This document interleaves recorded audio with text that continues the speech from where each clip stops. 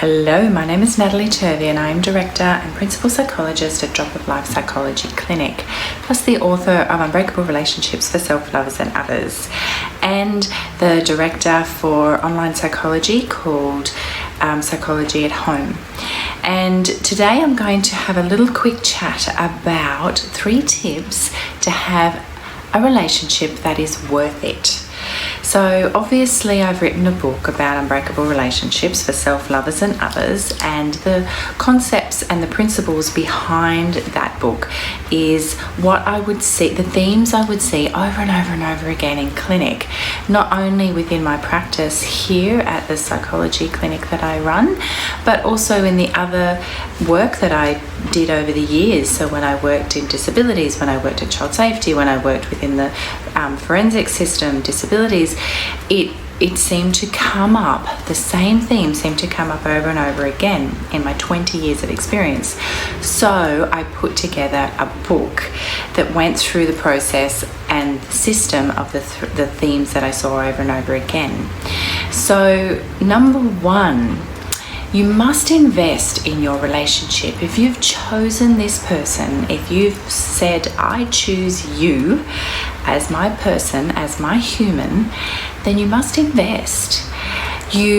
Like you would in anything that you wanted. If you wanted to get ripped at the gym, you would invest in going to the gym every day, working out to the best of your ability, and then seeing progress after a period of time. The same thing if you wanted a beautiful garden. You would invest in that garden to see that the flowers would grow because you'd water them, you'd fertilize them, you'd remove weeds, and you'd do similar things. The same principle applies, the same principle of nature applies to our own human connections as well. If you want to have a relationship that is worth it, you must invest in it. That's number 1.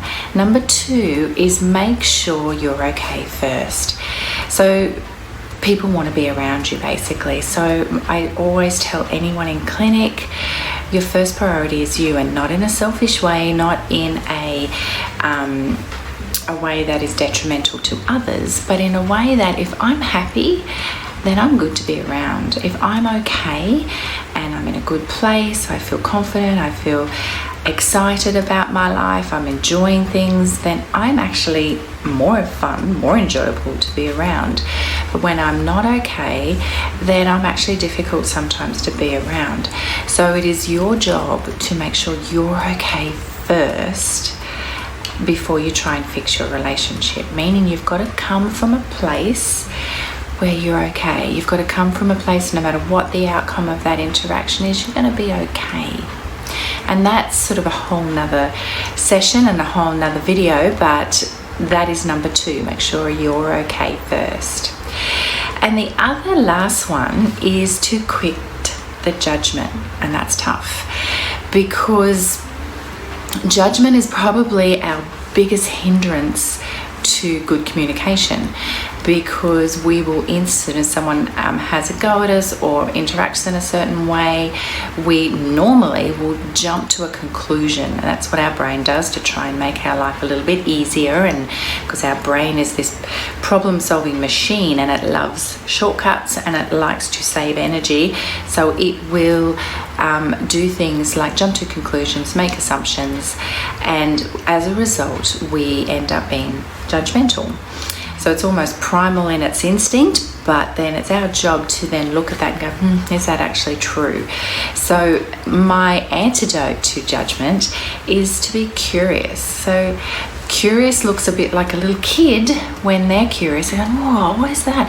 What do you mean by that? Like, why are you saying that? Help explain to me why you're saying that, or what that means to you, or why it is that is difficult for you. So get curious with the other person. This could be friend, foe, or lover, what it is that is going on for them, so you can understand it a little bit more, so you come from a completely different perspective. So I hope that was useful, those 3 tips. Invest in it, make sure you're okay first, and remove judgment to have relationships that are worth it. So remember today and tomorrow to be kinder to yourself than anyone else can be.